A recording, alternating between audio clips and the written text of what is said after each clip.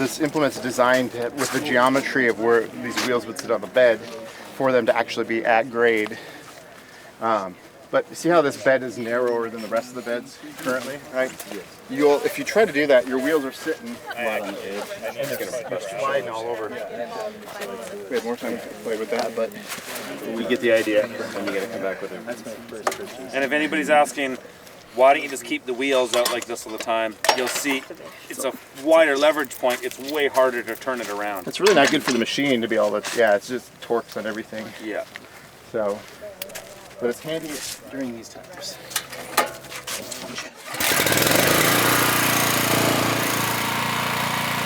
the disadvantage of this is your clearance is a lot lower. I think that really really bad.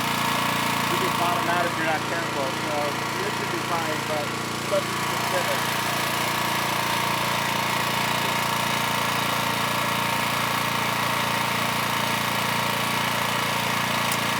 You're only going to do this the very first time you make the bed or reshape it. After that, you're going to ride right on the bed like we did over there.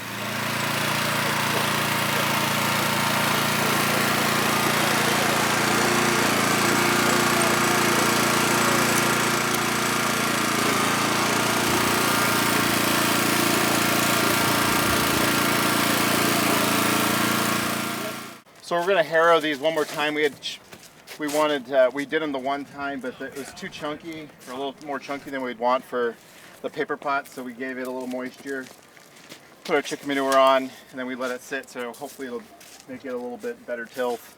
A trick with like working around drip lines, for the most part with the BCS, even though you can go to the left or to the right, the left is a slightly different angle, and that's where what most people do is to the left. I think it's just more comfortable. This one's a little too far. Yeah. So you want to be thinking about that when you move your drip tape. So they did this with that in mind. So when they moved them, they know we're going to go down here to the left.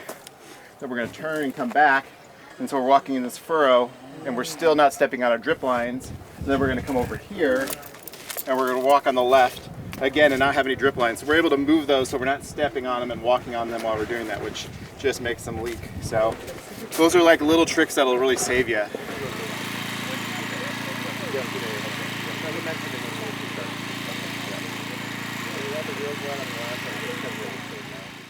So we're going to switch up the implement. Yeah. So we've been running the handlebars in reverse because the flail mower is something we push as opposed to pulling most of the other implements. So this one we're going to flip those handlebars around.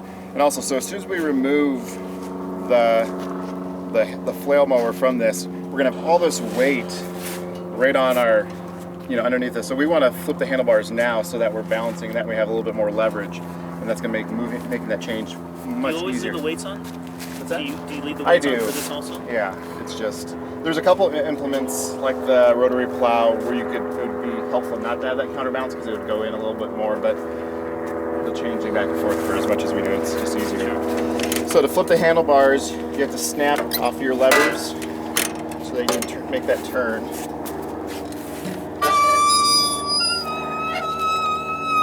And it's that easy.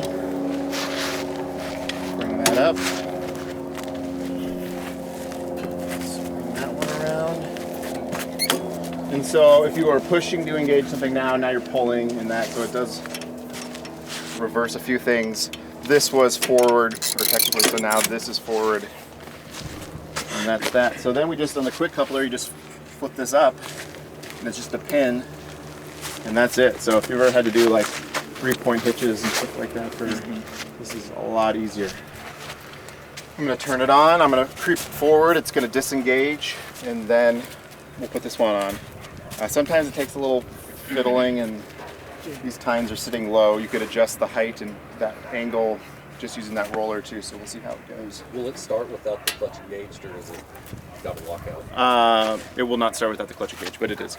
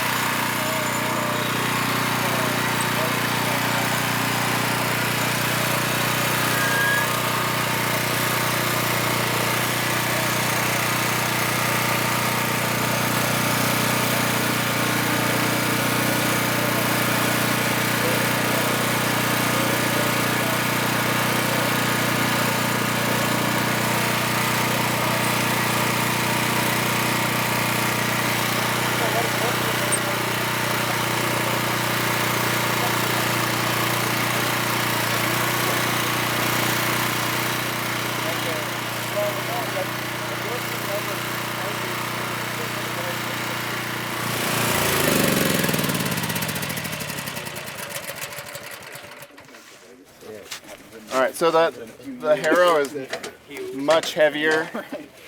You're lifting all that weight, so you'll notice that difference, and that's where these counterweights make a huge difference. So first thing we're going to do now that we're in position is we're going to lower or raise the roller out of transport mode, and so that we're making soil contact. And we've just worn through the paint, so we kind of have our gauge that way. Where are you looking? See, like where the paint's gone. Okay. And how did you get to that gauge, that level? Just by driving 10 feet and going back and looking? And We just got, yeah, I don't remember anymore. So in the Harrow, are you actually trying to get to the surface of the dirt or just above it? We're going into the dirt because we're trying to, About an inch? yeah, we're trying to churn up and tear up all those roots basically with this now that we've flailed on top. There's a rat. There is, he's been trying to kill it. Oh, that's right. So She tried to step on it. one thing you need to remember, like your implement is behind your wheels and you only have two wheels, so any adjustments you make when you're making beds or doing this work, it's always following you. So if you make an adjustment, there's a delay before that correction gets made. And so the best way to make adjustments is not drastic ones, because then you're all over the place. It's just little nudges as you're going. Anticipate seeing that you're starting to drift off and just give it a little nudge, and so that you stay pretty straight. I find when running any of these machines, especially when your beds are clear, is I try to fix my eye on a point. Yeah. When we run the tiller too, that'll be more clear. But like, you know, I've laid out entire fields without gridding, without running string lines at all. Yeah. It's just you mark out your blocks, and then I might hammer a peg down in the center of that bed, and I'm just gonna look at that peg and stay on it. And then, like Eric said, little adjustments if you feel like you're off kilter. The theory is you drive to what you're looking at. Yeah. All right, so I'll make one pass, and then you all can jump What do you in. do with all the stuff that's in the walkways? Just stays there. It just stays We're there. gonna tarp it. It's gonna start breaking down. Okay. It's a lot of organic matter that we're adding to the garden. So now you see, like this mulch, it's pretty much then been covered, so that's gonna help speed up that breaking down too. So it's real nice.